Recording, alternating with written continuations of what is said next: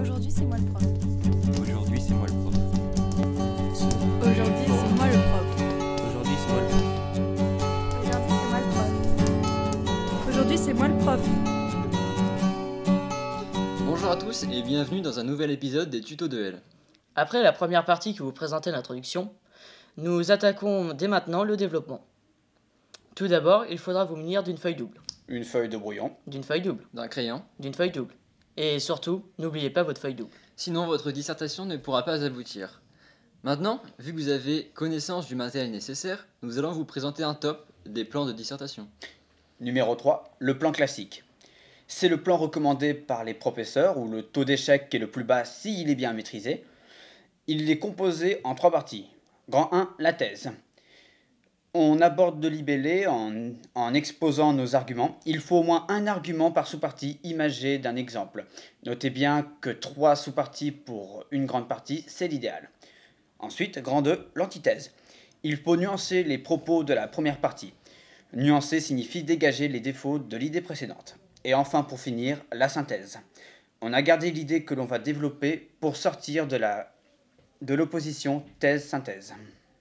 Nous aborderons la conclusion de ce plan une prochaine fois. Plan numéro 2, le plan rare. Ce plan comporte des spécificités propres à lui-même. Donc grand 1, oui ou non.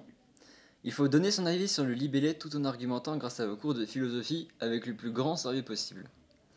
Sachant que ce plan ne comporte que 2 grandes parties, 3 petites sous-parties sont les bienvenues. Ensuite, grand 2, mais il faut nuancer le propos de la première partie, et pour ceux qui n'ont pas suivi ce qui était nuancé, revisionnez la vidéo. Et numéro 1, le plan légendaire.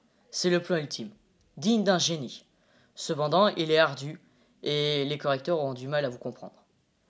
Pour le réaliser, il suffit de faire une suite logique et hiérarchique de vos arguments accompagnés de leurs exemples.